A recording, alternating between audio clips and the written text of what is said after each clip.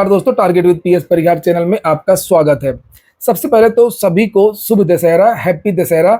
और अब बात करेंगे आज के समाचार पत्रों की और देख लेते हैं कि आज के समाचार पत्रों में विद्यार्थी जीवन से संबंधित कौन कौन सी सूचनाएं हैं। तो वीडियो को जल्दी से लाइक कर दें, शेयर कर दें और जिन छात्रों ने चैनल को अभी भी सब्सक्राइब न किया हो तो जल्दी से सब्सक्राइब कर लें ताकि आप लोगों को इसी प्रकार की ऑथेंटिक अपडेट से सबसे पहले मिलती रहें। आगे बढ़ने से पहले एक सूचना है उन विद्यार्थियों के लिए जो विद्यार्थी सुपर टीईटी की तैयारी कर रहे हैं। वे सभी विद्यार्थी चक्षु प्रकाशन की इस बेस्ट बुक को ले सकते हैं, जिसे आप लोग यहाँ पर देख रहे हैं। इसमें सारा का सारा जो सिलेबस है वो कवर किया गया है, चाहे वो बाल मनोविज्ञान हो, शिक्षण कौशल हो, जीवन कौशल हो, प्रबंधन एवं वृत्ति हो, हिंदी संस्कृत अंग्रेजी भाषा हो, गणित तार्किक विज्ञान हो। और इससे संबंधित इसमें 5000 से ज्यादा बहुविकल्पी प्रश्न दिए हुए हैं। 2 शॉर्ट पेपर भी आपको इसी पुस्तक में मिल जाएंगे। चक्षु प्रकाशन की ये बेस्ट बुक आपको सभी कॉपी किताबों की दुकानों में मिल जाएगी और अगर आप लोग ऑनलाइन मंगवाना चाहते हैं तो उसकी लिंक मैंने डिस्क्रिप्शन बॉक्स और कमेंट बॉक्स दोनों जगह उपलब्ध करा दी है। चक्षु प्रकाशन की अभी आप स्टडी गाइड देख रहे थे। चक्षु प्रकाशन का प्रैक्टिस सेट भी आता है जिसमें जो 20 प्रैक्टिस सेट आपको मिलेंगे और 3000 से ज्यादा बहुविकल्पी प्रश्न मिलेंगे, जिस प्रकार के प्रश्न सुपर टेट में पूछे जाते हैं और जो स्तर होता है। इसकी भी लिंक मैंने डिस्क्रिप्शन बॉक्स और कमेंट बॉक्स दोनों जगह उपलब्ध करा दी है। अगर आप लोग चाहें तो वहां से ऑनलाइन भी मंगवा सकते हैं। चलिए शुरू करते हैं। आज के समाचार पत्रों में जो सबसे बड़ी सूचना है और सबसे पहली सूचना है वो पीसीएस एग्जाम को लेकर के है। लिखा शिफ्ट हो सकती है 26 और 27 अक्टूबर को प्रस्तावित परीक्षा दिसंबर में होगी। अब पीसीएस की परीक्षा डीएम को केंद्रों से सहमति लिए जाने के निर्देश से बनी संभावना। नेक्स्ट वीक होने वाली मीटिंग फैसला लेगा यूपीएससी। अब छुट्टियां हैं, लोक सेवा आयोग अगले हफ्ते मीटिंग करेगा और उसके बाद में बताया गया है कि नोटिस भी जारी करेगा। लिखा प्रदेश स्तर के अधिकारियों के चयन के लिए आयोजित होने वाली पीसीएस प्री परीक्षा अक्टूबर के स्थान पर दिसंबर में कराई जा सकती है। आयोग की तरफ से अभी तक ऐसी कोई घोषणा नहीं की गई है, लेकिन पूर्व में घोषित शेड्यूल के मुताबिक परीक्षा में सिर्फ एक पखवाड़े का समय रह जाने और उत्तर प्रदेश लोक सेवा आयोग की तैयारियों को देखते हुए कयास लगाया जा रहा है कि इस चर्चा को हवा देने में एक लेटर ने भी महत्वपूर्ण रोल प्ले किया है, जो शुक्रवार को प्रतियोगी छात्रों के बीच में पहुंच गया। अनुमान लगाया जा रहा है कि यूपीपीएससी नेक्स्ट वीक में होने वाली मीटिंग में इस पर फैसला ले सकता है। विकल्पों पर हो रहा है काम। उत्तर प्रदेश लोक सेवा आयोग की सम्मिलित राज्य प्रवर अधीनस्थ सेवा सबसे प्रतिष्ठित सेवा है। इस परीक्षा के लिए आवेदन की प्रक्रिया पूरी हो चुकी है। आयोग की तरफ से पूर्व में जो सूचना जारी की गई थी उसके मुताबिक पीसीएस प्री परीक्षा इस महीने की 26 और 27 तारीख की प्रस्तावित है। शुक्रवार को इसमें एक नया फैक्ट ऐड हुआ है। यह फैक्ट एक वायरल लेटर पर बेस्ड है। यह लेटर जिलाधिकारियों को भेजा गया है और इसमें कहा गया है कि पीसीएस प्री परीक्षा जिन स्कूलों में कराई जा रही प्रस्तावित है उनसे 7 और 8 दिसंबर को कराने के विकल्प पर हस्ताक्षर कराया जाए। यह लेटर यूपीएससी सचिव की ओर से जारी होना बताया जा रहा है और यह लेटर प्रतियोगी छात्रों की तरफ से दिन में ही मीडिया में शेयर किया जाने लगा। लिखा है दूसरी बार टलेगी परीक्षा। इसके पहले 17 मार्च को यह परीक्षा होने वाली थी। 11 फरवरी को यूपीएससी की तरफ से आरओ का पेपर लीक हो गया, फिर आरओ भी पोस्टपोन हो गया और पीसीएस भी पोस्टपोन हो गया। वही सब बातें यहाँ पर लिखी हैं। हालांकि सारी की सारी जो सूचनाएं हैं मेरे द्वारा यही संभावना जताई गई थी कि यही होगा और यही जो सूचना है वो अन्य समाचार पत्रों जैसे जागरण में भी यही सूचना दी गई है। लेकिन आखिर दिसंबर में कैसे पूरी होगी केंद्रों की कमी। आयोग ने 26 और 27 अक्टूबर को परीक्षा कराने की तैयारी की थी, पर परीक्षार्थियों की संख्या के अनुसार 2 दिन की परीक्षा के लिए केंद्रों की कमी बनी रही। ऐसे में आयोग ने दिसंबर में परीक्षा का विकल्प तैयार किया है। अगले सप्ताह में होने वाली बैठक में आयोग पीसीएस प्रारंभिक परीक्षा दिसंबर में ही कराने का निर्णय लेता है तो 22 दिसंबर को प्रस्तावित आरओ की परीक्षा पर भी इसका असर पड़ेगा और इस परीक्षा के टलने के आसार बढ़ जाएंगे। तो यहाँ पर आरओ को लेकर के भी संभावना जताई गई है कि अब आरओ का पेपर भी पोस्टपोन हो सकता है 22 वाला। अगली सूचना भी लोक सेवा आयोग की ही है। लिखा यूपीपीएससी के वर्ष 2025 कैलेंडर में शामिल हो सकती हैं अटकी भर्तियां। कई भर्तियों का 5 वर्ष पहले जारी हुआ था विज्ञापन और कई भर्तियां ऐसी हैं जिनके विज्ञापन जारी होने हैं, नियमावली इत्यादि को लेकर के उसको लेकर के भी जानकारी दी गई है। लिखा वर्षों से अटकी भर्तियों के इंतजार में ओवर एज हो रहे अभ्यर्थियों के लिए उत्तर प्रदेश लोक सेवा आयोग का वर्ष 2025 का कैलेंडर राहत भरा हो सकता है। पिछला कैलेंडर तो बिल्कुल खाली था। और लिखा समकक्ष अर्हता परीक्षा योजना पाठ्यक्रम संशोधन जैसी अड़चनों के कारण 3 से 5 वर्ष तक अटकी तमाम भर्तियों को आयोग के अगले वर्ष के कैलेंडर में जगह मिल सकती है। इनमें राजकीय डिग्री कॉलेज में असिस्टेंट प्रोफेसर, प्रवक्ता, एलटी, राजकीय इंटर कॉलेज, सम्मिलित राज्य अभियंत्रण सेवा और पीसीएस जैसी प्रमुख भर्तियां शामिल हैं। आयोग 2025 के कैलेंडर में उन कई भर्तियों को स्थान देने की योजना बना रहा है जो कुछ वर्षों से लंबित है।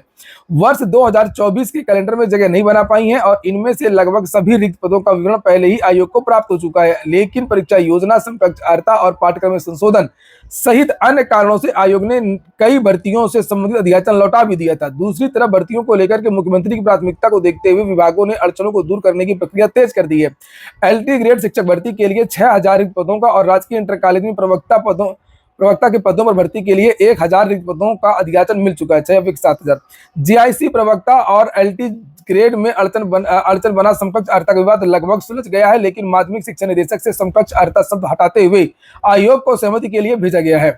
लेकिन अभी इसमें कुछ और भी मामला है, केवल इतना ही मामला नहीं है, मैं भी आपको बताऊंगा आगे कौन कौन सा मामला है। तो फिलहाल यहाँ पर बताया गया कौन कौन सी भर्तियां लटकी हैं, इन्हें आप लोग यहाँ पर भी देख सकते हैं। यही भर्ती के बारे में भी लिखा है राज्य अभियंत्रण सेवा को मिल सकता है कैलेंडर में स्थान। सम्मिलित राज्य अभियंत्रण सेवा भर्ती के लिए 100 पदों के लिए अधियाचन मिल चुका है और इसके लिए परीक्षा योजना और पाठ्यक्रम के संशोधन में देरी हुई थी। आयोग ने 2024 के कैलेंडर में इस भर्ती के संबंध में जानकारी साझा कर आरक्षित तिथियों में परीक्षा कराने की तैयारी की थी, लेकिन विज्ञापन जारी नहीं हो पाया। वही खंड शिक्षा अधिकारी बीईओ भर्ती के लिए भी करीब 80 से अधिक रिक्तियों का अधियाचन प्राप्त हो चुका है। तो यही है आज के पेपर में एलटी, जीआईसी, यूपीएससी इसी को लेकर के लगातार सूचना दी गई हैं। अब एलटी में जो मेन पेज क्या है यहाँ पर आप देख सकते हैं, ये लिखा हुआ है समकक्षता को लेकर के स्पष्ट मत मांगा है लोक सेवा आयोग ने विभिन्न विषयों से संबंधित शिक्षक भर्ती में समकक्षता को लेकर के स्पष्ट मत देने को कहा है। उदाहरण के तौर पर वनस्पति व जंतु विज्ञान विषय में प्रवक्ता भर्ती के लिए एनिमल साइंस यानी zoology, applied animal science, plant science, bio science आदि शाखाएं समाहित है या नहीं।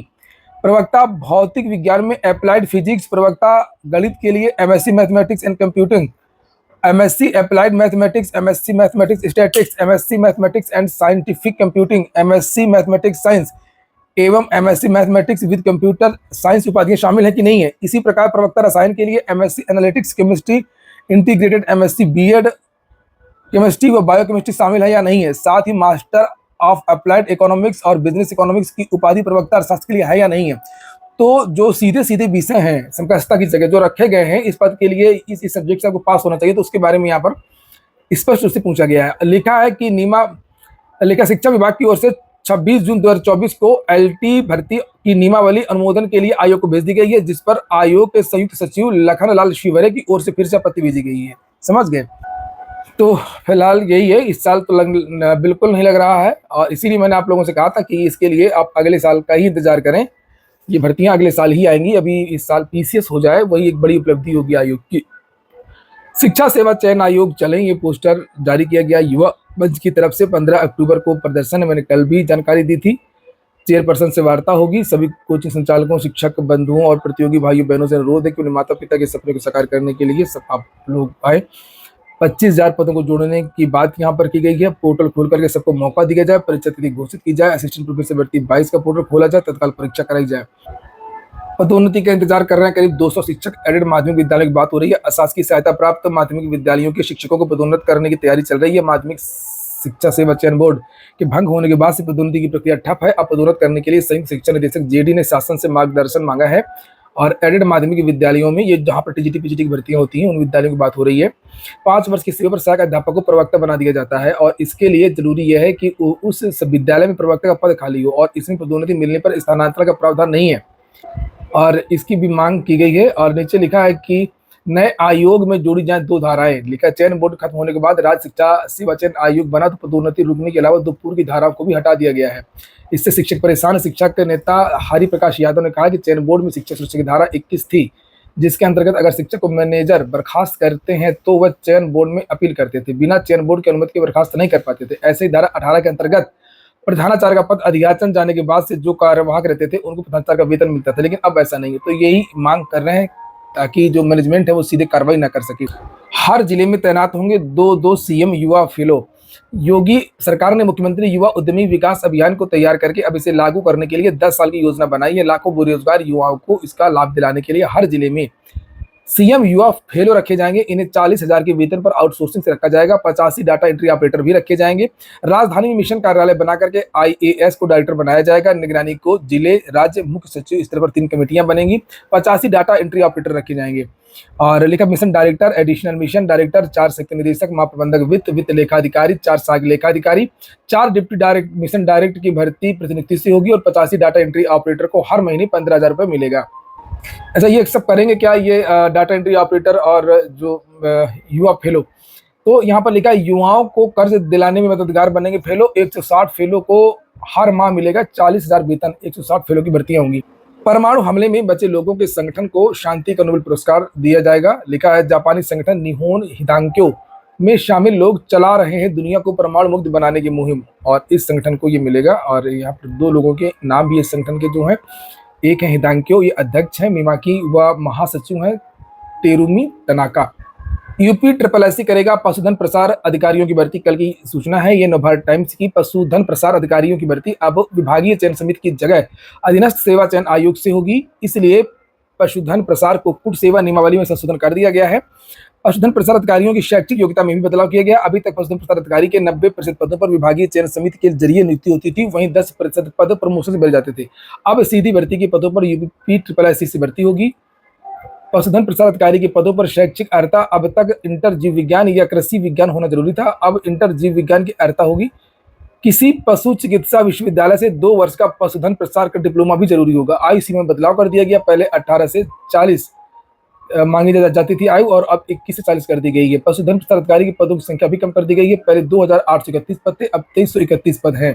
अगली जो सूचना है वो प्राविधिक शिक्षा परिषद की है। पॉलिटेक्निक कॉलेजों में लेक्चर की भर्ती की है। युवा मंच की तरफ से ये पत्र लिखा गया, राजेश सचान की तरफ से लिखा है। पॉलिटेक्निक कॉलेजों में नियम विरुद्ध प्रोन्नति व भ्रष्टाचार की वजह से गुणवत्तापूर्ण शिक्षा में गिरावट आने और रिक्त पदों को तत्काल भरने के संबंध में आवश्यक कार्रवाई हेतु लिखा। प्राविधिक शिक्षा कल्याण संघ के पत्र को संज्ञान में लेते हुए शिक्षा मंत्रालय भारत सरकार की ओर से अखिल भारतीय तकनीकी शिक्षा परिषद को 7 अक्टूबर 2024 के प्रेषित पत्र में नियम विरुद्ध अयोग्य शिक्षकों की प्रोन्नति और छात्रों को गुणवत्तापूर्ण शिक्षा से वंचित करने और घोर वित्तीय अनियमितता के संबंध में कार्रवाई करने के लिए कहा है। महोदय, प्राविधिक शिक्षा छात्र कल्याण संघ के पत्र में मुख्य रूप से उल्लेख किया गया है कि अखिल भारतीय तकनीकी शिक्षा परिषद के विनियम 1 मार्च 2019 के प्रावधानों का उल्लंघन करके प्राविधिक शिक्षा परिषद उत्तर प्रदेश के अंतर्गत राजकीय पॉलिटेक्निक कॉलेजों में विभागाध्यक्ष हेतु पदोन्नति की प्रक्रिया चल रही है, जिसमें 400 से अधिक व्याख्याताओं को विभागाध्यक्ष के पदों पर पदोन्नत किया जा रहा है। प्राप्त जानकारी के अनुसार एमटेक पीएचडी योग्यता रखने वाले 3000 से ज्यादा लेक्चरर हैं जो कि विभागाध्यक्ष के पदों पर प्रोन्नति के लिए आवश्यक अर्हता रखते हैं, लेकिन इन योग्य व्याख्याताओं को रहने के बावजूद भी नियम विरुद्ध अयोग्य शिक्षकों की प्रोन्नति व्याप्त भ्रष्टाचार व मनमानेपन का परिणाम। तो यहाँ पर जो योग्य हैं उनकी पदोन्नति की जाए और साथ में नई भर्ती की जाए। लिखा कि पॉलिटेक्निक लेक्चरर के 8973 पदों के